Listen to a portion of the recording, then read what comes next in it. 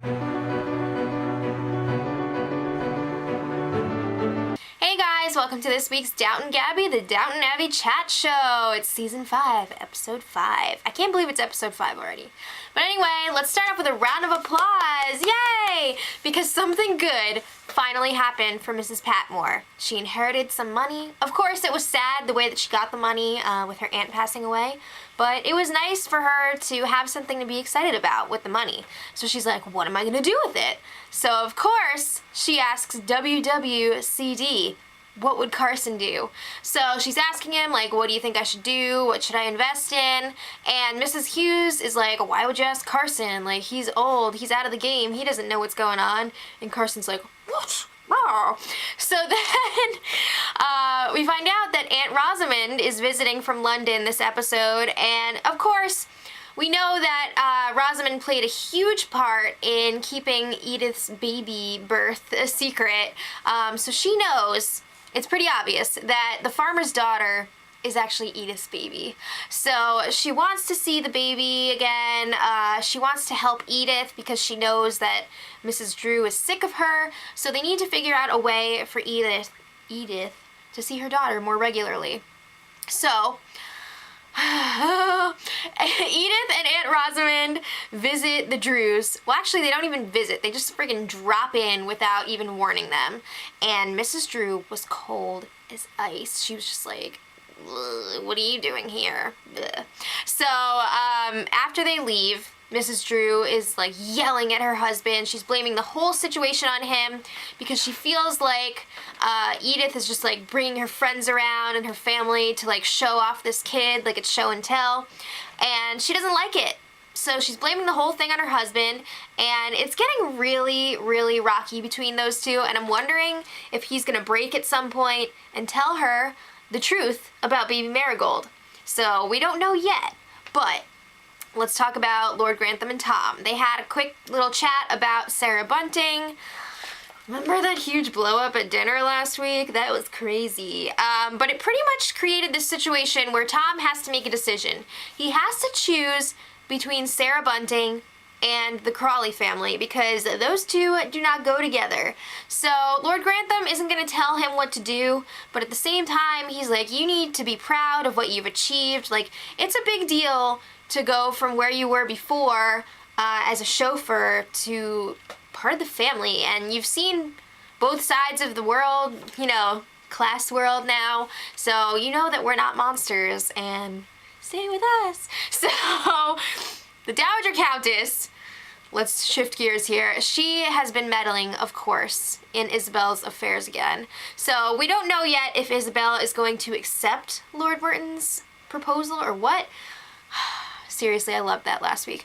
But anyway, the Dowager is talking to Dr. Clarkson, and she's just like, oh, isn't it so awful how Isabel has changed so much because of Lord Merton? Like, she's not interesting anymore. And Dr. Clarkson calls the Dowager out. He's like, are you sure you don't just resent that she wouldn't be middle class anymore if they got married? You know, she'd be on the same level as you. It's kind of a big deal.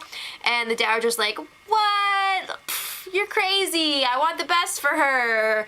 And it's pretty obvious that what she wants is for Dr. Clarkson to try and break up Isabel and Lord Merton's romance. So we'll come back to that. Talking about another relationship, is this the end of Tom and Sarah Bunting? They run into each other, and she's all like, did I end this before it even started? Did I blow it? And he's like, yeah, you basically set up this situation, like I said, where he has to pick between the Crawleys and her. And he's like, my wife was one of them, my child is one of them, I'm gonna pick them. He loves them. So it seems like this could be it. Let's talk about downstairs. They are still dealing with the death of Mr. Green because the police officer comes back. This time, he brings a detective from Scotland Yard, and he wants to question Lady Mary and Anna about Mr. Green. So it definitely seems like they're very suspicious of Anna. The inspector or detective from Scotland Yard is like, don't go away. He doesn't want Anna just like bolting because it sounds like she is a suspect in this murder. So that's pretty messed up. Can you imagine if it actually was Anna? Wouldn't that be a crazy twist? So it looks like there could be a new romance for Rose. His name is Atticus Aldridge, and he is freaking cute. Oh my god, I'm so jealous. So he helps Rose carry her packages in the rain, and then she invites him to go to this tea with the Russian refugees. So we'll come back to that. It was a minor storyline in this episode, but I thought it was really cute and nice to see. So then Carson and Lord Grantham are discussing the building that is going to be happening on Pip's Corner. Lord Grantham is trying to pick a building company that he knows is going to do a good job. So he's thinking, oh, I'm going to go somewhere local. And Lord Grantham is like, yeah, it'd be really smart to invest in building right now. So Carson is like, light bulb. He takes this information to Mrs. Patmore. He's like, yeah, it's really smart to invest in building right now. He pretty much parrots what Lord Grantham told him. So I'm thinking, like, do you really want to trust Lord Grantham's investment advice? You remember when he lost all of Downton's money with that investment in the railroad? Yeah, so maybe not the best idea to listen to him, but he brings this info to Mrs. Patmore, and she's like, maybe, we'll see. So we'll come back to that. Sarah Bunting pays a visit to the kitchen crew. She's not going to be teaching Daisy anymore. Not only that, she is leaving the area because she got this offer to teach at another school. I think it's like a grammar school, so she gets a little upgrade. That's cool. But everyone thinks that the real reason that she's leaving is because Tom rejected her. That could be part of it. You know what I have to say? Bye. So Daisy is really upset that she's leaving, and she actually corners Tom upstairs and is like, you're making the biggest mistake of your life. You need to go to her. She's leaving tomorrow. You need to tell her that you love her. She loves you. Blah, blah, blah, blah. And Tom's just like, she's leaving tomorrow? What? So Tom is trying to get some advice from Mary, and these two, they always ask each other for advice, but they never say what the situation is. So she's just like, I want you to make the right decision for yourself, not for the family. And I think that was really good advice. And again, I say this all the time, but I really love the friendship between Mary and Tom. It's great. So the Dowager Countess, let's talk about her again. You know, she's got to know everything that's going on. So Edith has this little freak out at dinner. She kind of snaps at somebody, and then she's like, oh, I have a headache. I have to go upstairs. So obviously the Dowager Countess knows that something's up right now. She knows. So she also knows that Rosamond most likely knows what's going on because she knows about the whole baby thing. So the Dowager is like, yeah, it's pretty obvious that this has to do with Edith's baby. So she's asking Rosamond, like, tell me what's going on right now, or you're not leaving this house. So it's kind of cool to see that mother-daughter thing between the Dowager and Rosamond, but we don't actually get to see Rosamond tell her, but you know she did. So meanwhile, Edith is creeping on Mr. Drew down at the farm, and he's like, you need to stay away from us, because if you don't, my wife is going to make us move, and we're going to take Marigold with us. More bad news for Edith. So let's talk about the Dowager Countess again. She sets up this luncheon with Isabel, Dr. Clarkson, and Lord Merton.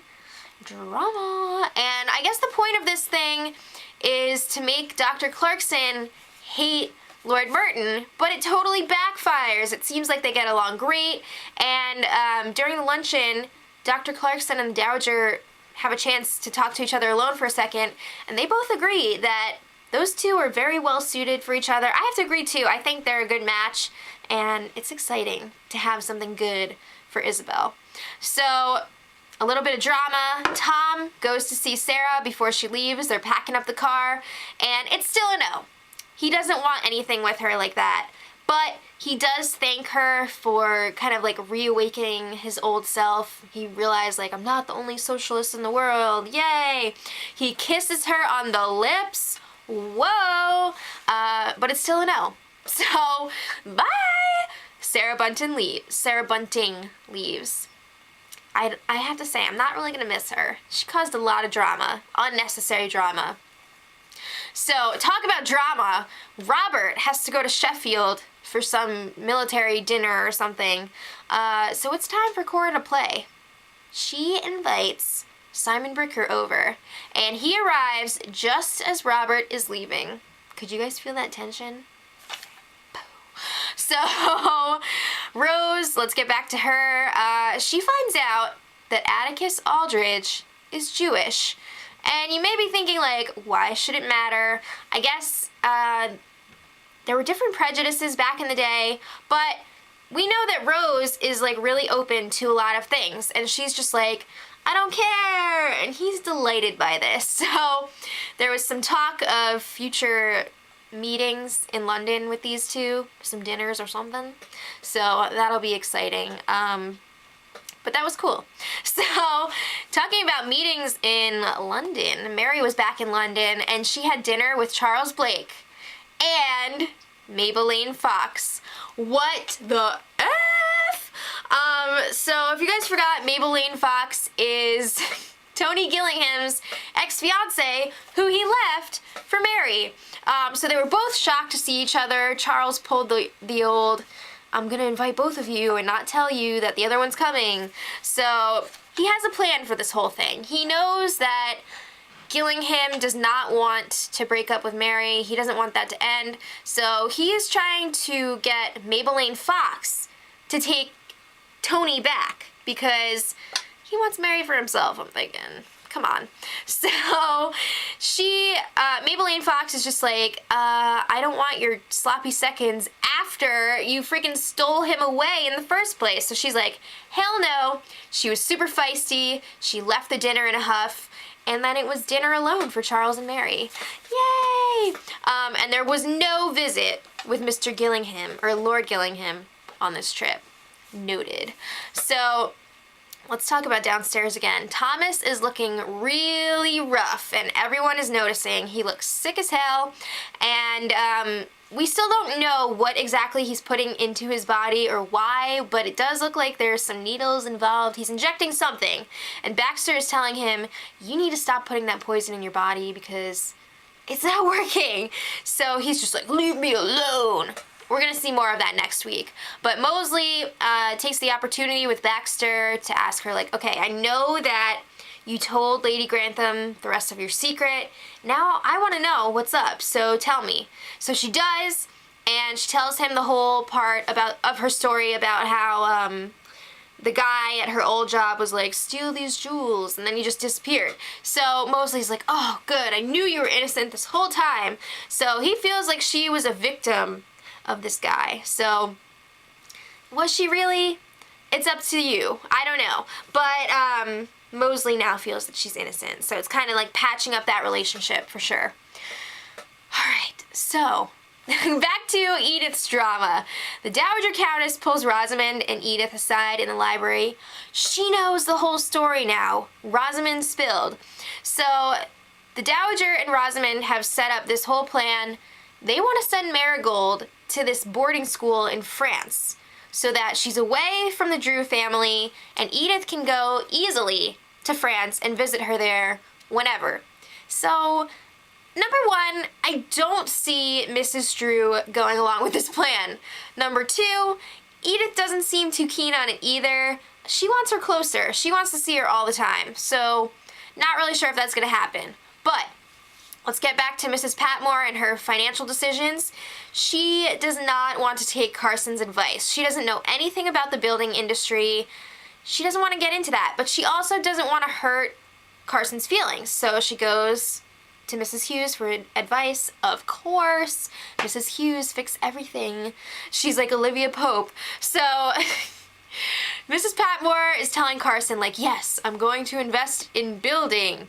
A building. So she's gonna buy a cottage, possibly, and rent it out in the future. So he's just like, well, that's not what I meant, but whatever. Alright, so that storyline, I guess, is wrapped up. But now it's time for the real drama of the episode. This was insane! Okay, so it's nighttime.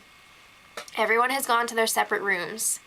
That dirty Simon Bricker sneaks into Cora's bedroom in his robe. And he's just like, I know you want me. No, but he is like ready to pounce, and she repeatedly asks him to leave. She wants no part of this. It's wrong.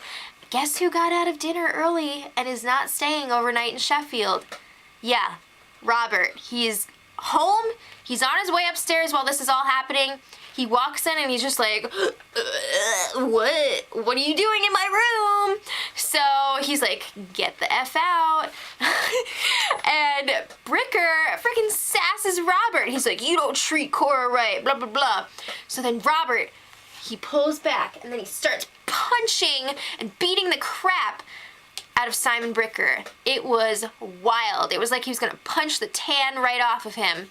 So the only reason that this whole thing stopped, this whole beatdown, was because Edith knocked on the door and was like, what's going on in there, Mom and Dad? You okay? So one of the best lines of the episode was when Cora was like, oh, your father and I are just playing this game and we knocked over a lamp. It's okay, Poppet. Go to sleep. So she's just like, okay. So it was crazy. But Robert didn't even ask Cora what happened. He just was like, I'm gonna sleep in my dressing room. Goodbye.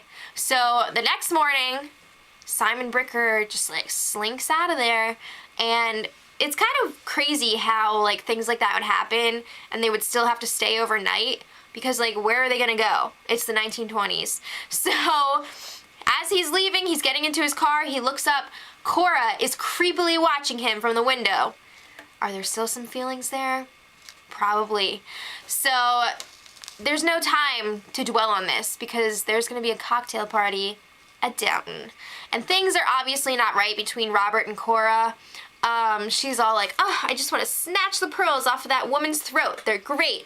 And Robert's just like, so there's some bad feelings there. But the episode ended with Edith going downstairs to make a private call to London. So we don't know exactly who she was calling, but she was talking about possibly sending Marigold somewhere in London when she was talking to her grandmother and her aunt.